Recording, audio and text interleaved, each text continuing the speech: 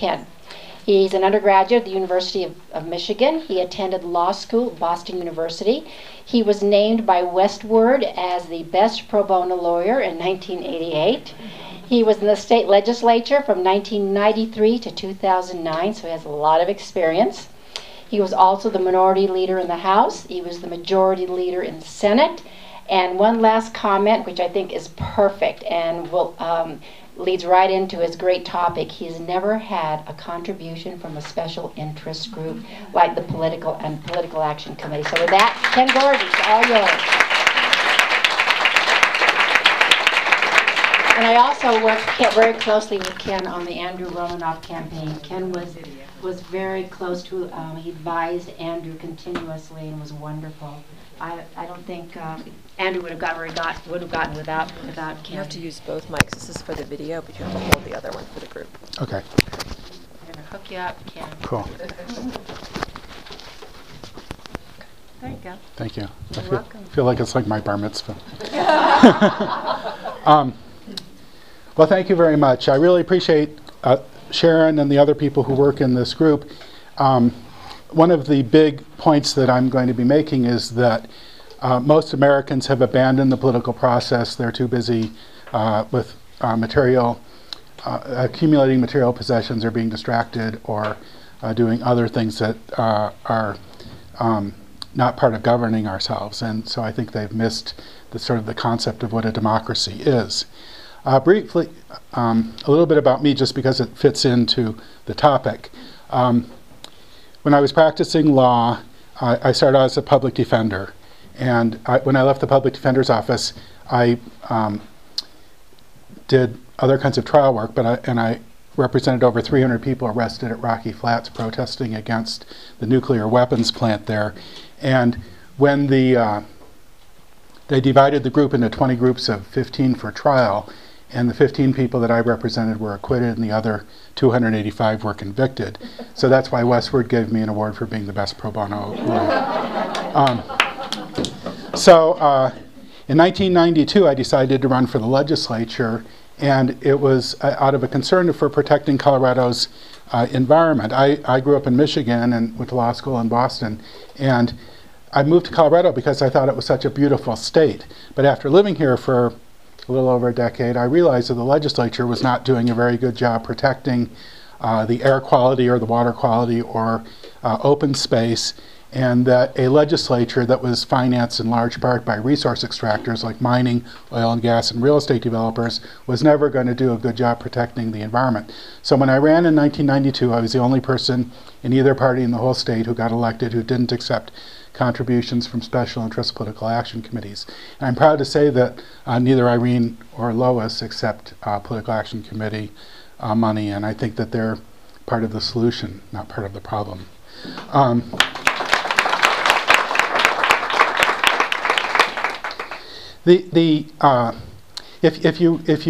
If you only took high school civics and then took a close look at what was going on in the United States right now, I think you'd be horrified. I think if somebody, took high school civics and then went to Mars for 25 years and came back and looked at the United States, they'd be horrified. One of the founding principles or values of our country was political equality. It's in the Declaration of Independence. We hold these truths to be self-evident, that all men are created equal. I apologize. That's what it says. In the Gettysburg Address, Lincoln said that 77 years ago, our fathers brought forth on this continent a new nation conceived in liberty and dedicated to the proposition that all men are created equal. In the Constitution, it says that no person shall be denied equal protection of the laws. So this concept of political equality ought to be part of our DNA. It ought to be extremely important. It's based on the liberal theory that human beings have something special about them, and that each human being has a right to have their dignity protected and to be treated equally. In order to accomplish that, because clearly in the United States we have huge economic disparities in income, there has to be some kind of a barrier between the economic inequality and our goal of having political equality. And some legislatures and some Congress has from time to time tried to do that. After the Watergate, where all the money undermined the Nixon administration, the disclosures of all that money, that next Congress, the Watergate Congress, passed laws that limited expenditures and spending, limited spending and in some ways contributions. And so that was a progressive act to try to increase political equality, make everybody important, everybody heard.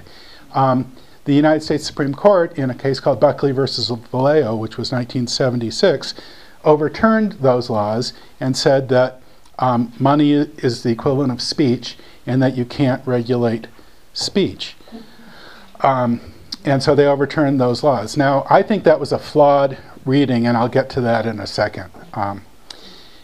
There's another important case that also injured the ability to regulate the amount of money that's spent in campaigns. That one was just decided a little over a year ago. That's called Citizens United versus the Federal Election Commission. So the two cases that are most important on this issue are Buckley versus Vallejo and Citizens United versus the Federal Election Commission. And what Citizens United said was that corporations have the same free speech rights that individuals have. And up until that time, for many years, you could put limits on how much money a corporation could spend in a campaign. You no longer can because of Citizens United. Just briefly, let me give this one example. For instance, Exxon in 2009 made $48 billion in profits. The race that we just had for the United States Senate between Ken Buck and Michael Bennet, each campaign spent about I think one campaign spent 13 million, the other campaign spent 15 million. So to give you an example, if Exxon, say, was in favor of a law to allow more offshore drilling, say in North Carolina, Florida, Texas, California, and some senator wanted to take the position opposite of Exxon, Exxon could spend $100 million in opposition to this senator, and it would be practically no money for them. They made $49 billion, so $100 million isn't very much money. That's more than 5 times what is spent in a normal Senate race, so it would be a huge amount of money in a Senate race. And any senator who's choosing whether to oppose Exxon, and this is just one example, and Exxon is just one oil company, has to look at that. So the truth is that what will happen is Exxon never will actually have to spend that $100 million because the senator knows that they could, and the senator is unlikely to oppose Exxon on the issue of offshore drilling. Now, I think that the flaw in the Citizens United case, where they give the same rights that human beings have to corporations, is this. Rights are counter-majoritarian. That means that if you want to do something, if you want to worship in an unpopular religion, or if you want to speak out against a popular war, or if you want to do something that, or if you are entitled to an attorney in a criminal trial, even though the state, most of the people in the state would rather you not have an attorney, or not be presumed innocent, or not have a jury, you have a right to all of these things, and they're counter-majoritarian. You have that right even if a majority doesn't want you to have that right. The reason we justify having counter-majoritarian rights is that it's our belief, again, in the dignity of human beings and in treating people with some equality. That's why we believe in counter-majoritarian rights. That's what rights are. Most of the Bill of Rights are.